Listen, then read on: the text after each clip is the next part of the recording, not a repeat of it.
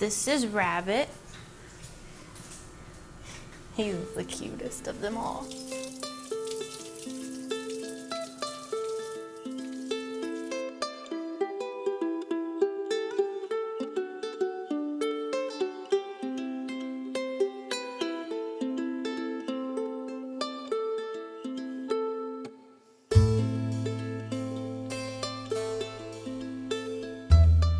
I'm the first one here every morning. I get here at 8, so I feed and start all the cleaning for the day.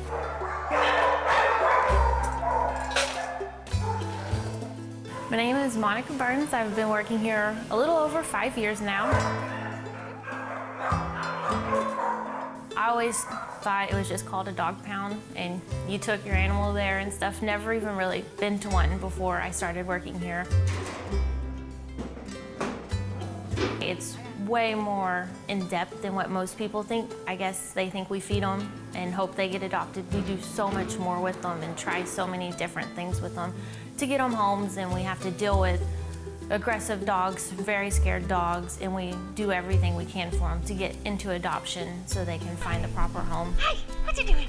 What you doing? Are you excited? Hello, hello. When I became shelter manager in 2010, our shelter euthanized about 34% of the animals. This was normal accepted practice, but we've done really well in lowering that rate, and at the same time we're still putting safe animals into the community.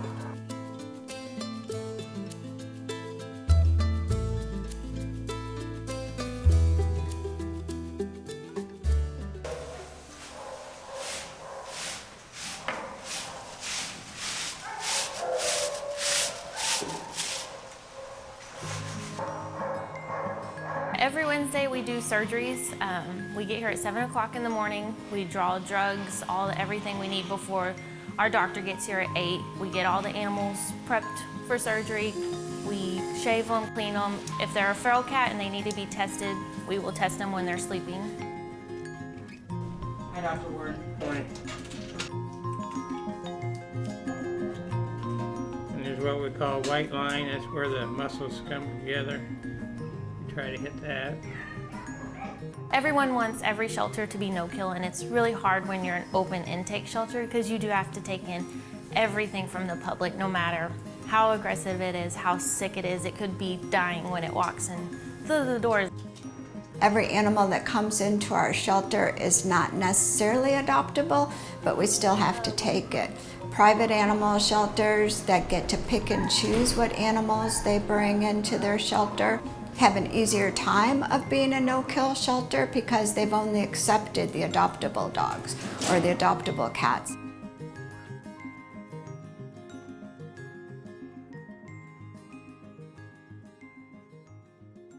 Okay. So this is DQ2. Yeah, and they have it in as a boy, it's a girl. We are doing it's called the Matchup 2. It's the Shelter Dog Rehoming Program and Behavior Evaluation. We're looking for different behaviors, such as if it will actually seek out attention from an individual, or if it's just, kind of aloof and stays away from people, looking for fearfulness in the dog, even potential aggressiveness, friendliness. It helps us to give us an insight, just a small insight into a dog's personality. We can look at the probability of whether or not the dog would have aggressive tendencies towards a human being, towards children, towards another animal in general. Do you want to meet now? So since that went fairly well, we would put her in a play group to see how she does in a play group with multiple different dogs and see the way she plays and get her play style and what she doesn't like, so we don't have to do a meet and greet with her with a dog she might not like.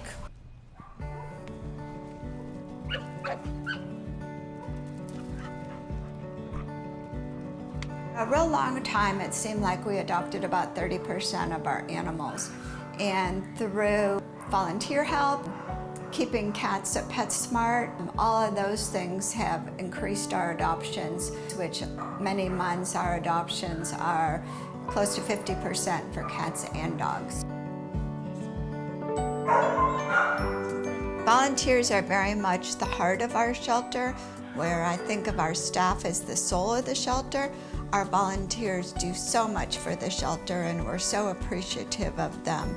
They walk our dogs, they groom our dogs, they bathe our dogs, they take our dogs to adoption events, and ultimately they get them adopted. Down. Good girl. Good down. Roll over. Roll over. Girl.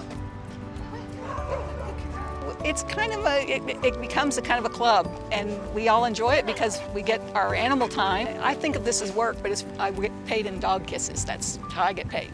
So for me, it's just the enjoyment of being around the animals and making a difference in the time while they're at the shelter before they get a new home, and trying to get them out of the shelter as quickly as we can. Yeah, what you gonna do, Mason? You need to come down. Yeah, I know you're really, really active, but When dogs and cats get adopted, sometimes it's a happy and sad occasion for the staff, and it's only sad because we get attached to them. But ultimately, we know that we could never take care of all the animals here long term, and every animal deserves to have its own family.